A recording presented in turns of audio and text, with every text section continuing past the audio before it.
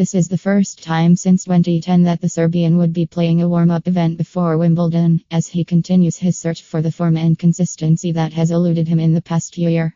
Djokovic has fared pretty well at the All England club without a warm-up event in the last half a dozen years, claiming 3 Wimbledon titles, 1 runner-up finish, and a semi-final, but has opted against the norm this year as he continued to shake things up in an attempt to regain his long-lost form.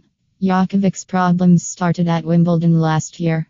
The Serbian looked set to dominate the tour for the foreseeable future when he won the French Open title to complete his career slam, but what followed was a bizarre loss of form that has persisted till this day.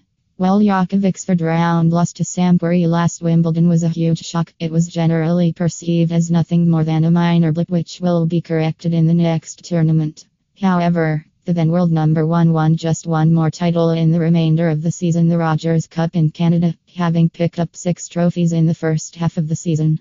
A title window at the start of 2017 suggested an upturn in fortunes, but things only got worse after that as the Serbian crashed to a stunning second-round loss to wildcard Denis Istomin at the Australian Open, ending his 2-year reign as the Australian Open champion. He would later surrender Masters 1000 titles in Indian Wells and Miami, the latter because of an injury-induced withdrawal.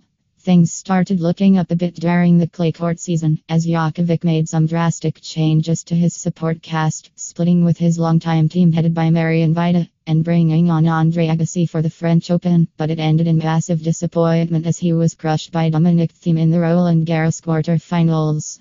Djokovic went into Wimbledon last year holding all 4 Grand Slam titles. He will go into this year's edition with no major title in his possession, and at a lowly number 4 on the world rankings.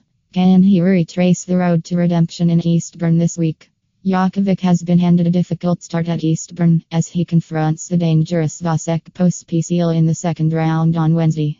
Pospisil may be down at number 75 these days, but he has commanded a position as high as number 25 in the world, and has a Wimbledon quarter-final on his resume.